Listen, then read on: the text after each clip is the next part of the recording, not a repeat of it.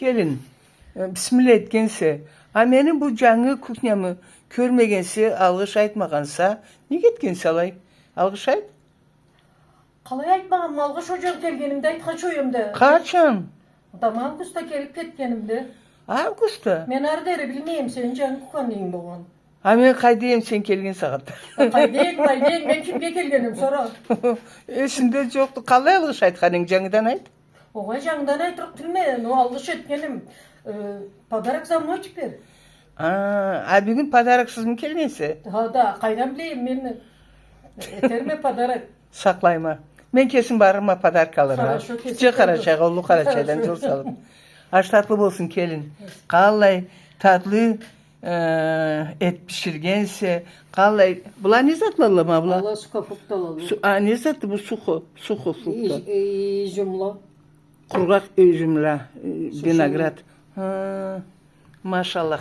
Tepsimiz baydı. Yallah. Har üyde, har üyürde. Mabulay tepsi. Orun tapkalay tursun. Sıylana tursunlar bizni. Cerdeşlerimiz. Cerdeşler degen zimlaklarımız. Karaçayla, Malkarla. Amin Allah. Sağ bol esime düşürgenim. Endi kalay algış aytkaning ma bu sen kamay çiberi cangidan. Oğa men unutkamman ayt. Endi başka ayt. Cangidan ayt endi bir çık kelin ayt. Ya Allah de. Yallah oğurlu olsun, sağ ol sen çırmavsız yaşarga Allah buyursun.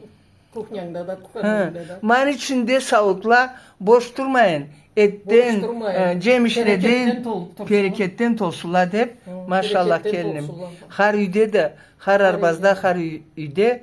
Mabullay arbazda degenim har üyürde.